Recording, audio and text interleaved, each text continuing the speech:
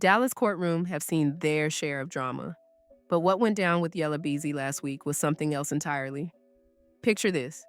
Beezy walks into court expecting a routine hearing, maybe some paperwork, standard legal stuff. Instead, he walks straight into a situation nobody saw coming. Mo3’s people were already there, waiting. And trust me when I say the energy in that room changed the second they locked eyes. You know how court's supposed to be neutral ground, right? Metal detectors, bailiffs, cameras everywhere. That's what makes this whole thing even crazier. According to witnesses who were there for their own cases, the tension hit instantly. One person said you could literally feel the temperature drop when both crews realized they were in the same room. And this wasn't some random coincidence either. Court records show both parties had hearings scheduled back to back that morning. See, here's what people outside Dallas might not understand. The beef between Yella Beezy and Mo3’s camp didn't die when Mo3 passed on I-35 back in 2020. If anything, it got worse. The street's been talking about retaliation for years, and Beezy's been moving real careful ever since. He switched up his whole routine. Different cars, different routes, barely posting his location anymore. But court? Man, court appearances are public record. Anybody can look up when you gotta show up. January 14, 2025, 9:30 a.m. That's when everything popped off. Beezy's dealing with his own legal situation right now.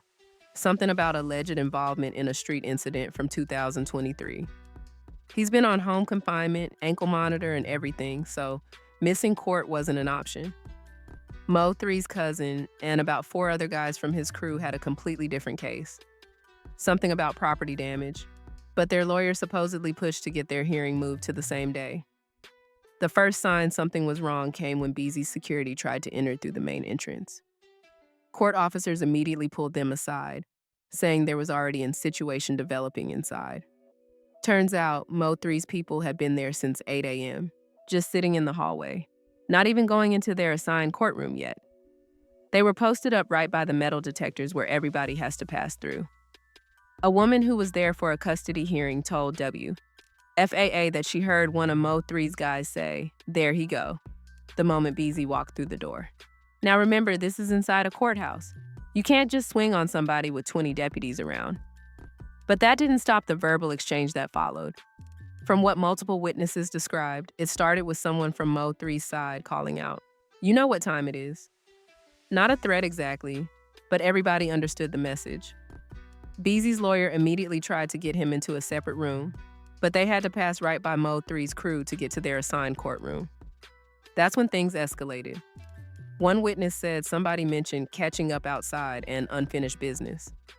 The bailiffs picked up on it quick and started moving people around, but the damage was done. Everyone in that hallway knew something was about to go down. What happened next depends on who you ask. Beezy's team says Mo3's crew tried to follow them into the elevator. Mo3's people say Beezy's security got aggressive first. The court footage that allegedly exists hasn't been released yet, but 3 different lawyers who were present confirmed that deputies had to physically separate both groups at least twice before 10 a.m. The elevator situation was wild too. Beezy's team tried to get on first, but 2 of Mo3's guys stepped in right behind them. The deputy had to physically block the door and tell them to wait for the next one. But get this, they didn't wait. They took the stairs instead, trying to beat the elevator to whatever floor Beezy was going to. Then came the real problem, leaving the courthouse. See, there's only 2 exits from that particular building. The main entrance on Commerce Street and the back exit that leads to the parking garage. Mo3's crew split up, some at each exit. Beezy's lawyer had to call Dallas PD for an escort just to get his client out safely. Think about that for a second. Needing a police escort to leave court because of beef that's been brewing since 2018. But here's where it gets really interesting. Remember that leaked audio that surfaced about 2 weeks ago? The one where Beezy supposedly got caught on a hot mic talking about the Mo3 situation? Word is, that's what triggered this whole courthouse confrontation. Mo3's people felt like Beezy was being disrespectful, talking too loose about their fallen homie when he thought nobody was recording. For those who missed it, the audio had Beezy allegedly saying something about knowing what really happened on I-35. He's denied it was him on the recording, but voice experts that blogs have hired are saying it's a match. That audio been making rounds in every Dallas hood, every barbershop, every corner store. People pick sides real quick, and Mo3’s crew clearly felt like they needed to send a message. The timing of that audio leak is suspicious too. It dropped right after Beezy announced he was working on new music, his first project since getting out on bond. Some people think it was deliberately released to sabotage his comeback. Others think someone in Beezy's own camp leaked it for clout, not realizing how serious the consequences would be. The crazy part is both of these dudes came up together in the Dallas scene. Back in 2016, 2017, you could catch them at the same shows, same studios, probably even the same parties. They both were trying to put Dallas hip-hop on the map, just taking different routes. Beezy had that street anthem style with tracks like That's On Me, while Mo3 was bringing that pain music, that real emotional stuff that connected with people going through it. The split allegedly started over a female, but it went way deeper than that. Territory issues, respect issues, money issues, all the usual stuff that turns friends into enemies in this game. By 2018, they were taking shots at each other on tracks. Mo3 dropped No More Parties with a line that said, "Yellow diamonds, but he's still a coward." Everybody knew who that was about. Beezy responded on Talk About It, with 3 letters, but he ain't no legend. Back and forth, bar for bar, and their crews started choosing sides. By 2019, it had moved from wax to the streets. That highway incident Beezy went through where his car got shot up. Street's been saying that was Mo3's work, even though Mo3 denied it publicly before he died. Beezy was driving on George Bush Turnpike around 2 a.m., coming back from a video shoot. A car pulled up alongside him and opened fire. His Lamborghini got hit 11 times. 11. He was lucky to walk away from that. Then November 2020 changed everything. Mo3 got gunned down in broad daylight on I-35, and suddenly all that back and forth turned into something permanent. His people blamed Beezy's camp, even though Beezy wasn't even in the state when it happened. He was in Los Angeles, posting Instagram stories from a studio session. But in the streets, alibis don't always matter when people want someone to blame. Since then, Beezy's been moving different. He left Dallas for months at a time, staying in Houston, Atlanta, anywhere but home. When he did come back, it was quick trips, handle business and get out. But these legal issues got him stuck. Home confinement means he can't leave Dallas County without permission. Court appearances mean showing up at predictable times and places. That's what made this courthouse situation so dangerous. The aftermath, been crazy too. Both camps been posting cryptic messages on social media. Beezy posted a story saying, "Can't stop, won't stop," with prayer hands. Someone from Mo3's side posted "Justice coming" with an hourglass emoji. Then Beezy's homie posted "We don't do the talking" with the shush emoji.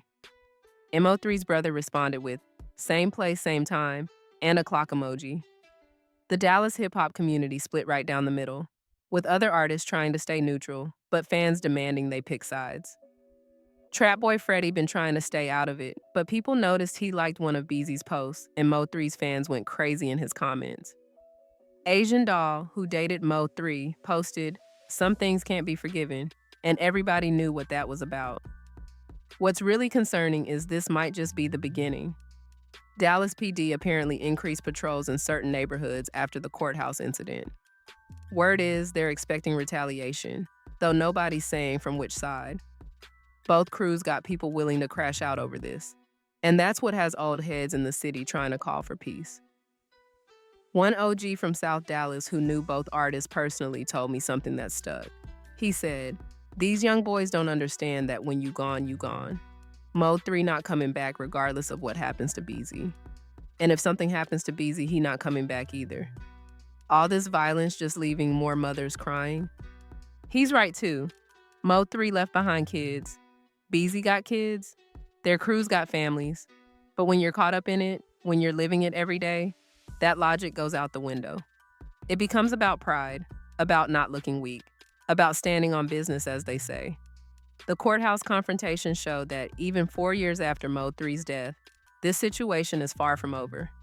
Beezy's next court date is February 3rd. Mo3's crew has another hearing February 5th. You already know both sides marking calendars. The question is whether Dallas PD and courthouse security can keep them separated, or if this powder keg finally explodes. They're already talking about having separate entrance times, maybe even moving one of the hearings to a different courthouse. Some situations, once they reach a certain point, can't be walked back. This feels like one of them. The legal system's supposed to be about justice, but sometimes it just becomes another venue for street politics. What happened in that courthouse wasn't about whatever charges brought them there. It was about unfinished business from the streets finding its way into a government building. And if it can happen there, with all that security, imagine what's possible when nobody's watching. Local activists been trying to squash the beef for years. They brought in ministers, community leaders, even other rappers who survived their own beefs. But some wounds cut too deep. Some losses hurt too much. And some people just aren't ready to let go no matter how much time passes. There was a peace rally last month where Mo3’s mother showed up. She said she didn't want any more violence in her son's name. She said Mo3 wouldn't want kids growing up without fathers like his kids are. It was powerful. And for a minute, people thought maybe something would change. But then that audio leaked of Beezy allegedly joking about the situation, and all that progress went out the window. The saddest part about all this? Both Beezy and Mo3 had the talent to make it out clean. They both had Billboard charting songs. Mo3 had that Kevin Gates feature that went crazy. Beezy had songs with 2 Chainz and Gucci Mane. They both had label interests. They could have been touring the world right now, putting Dallas on the map together. Instead, one's gone and the other's fighting for his freedom while looking over his shoulder. That courthouse confrontation lasted maybe 10 minutes total, but it sent a message through the entire city. This beef isn't buried with Mo3. It's alive, it's active, and it's waiting for the right moment to explode. Whether that's at the next court date or in the streets, or somewhere nobody expects, only time will tell. The streets are watching everything. Every move Beezy makes, every post from Mo3's camp, every court appearance. It's all being analyzed and discussed. The tension in certain parts of Dallas is so thick you can feel it. Club promoters won't book certain artists together. Studios have blacklists of who can't be there at the same time. The real question is, how many more people gotta get hurt before somebody says enough? How many more mothers gotta lose sons? How many more kids gotta grow up without fathers? Dallas been through enough already. But when pride and pain mix with street politics, logic tends to disappear. I'll leave you with this. A week after the courthouse incident, there was a candlelight vigil for Mo3 at the spot where he died on I-35. About 200 people showed up. At the exact same time, Beezy was in court for his ankle monitor check-in. The symbolism wasn't lost on anyone. One side mourning, the other side fighting for freedom. Both sides lost something. Nobody's winning here. What do y'all think? Can this beef ever really end, or is it too late for peace? And more importantly, who's responsible for squashing it at this point? Drop your thoughts below, and if you're from Dallas, stay safe out there. This situation is far from over. Like and subscribe if you want more updates on this situation as it develops.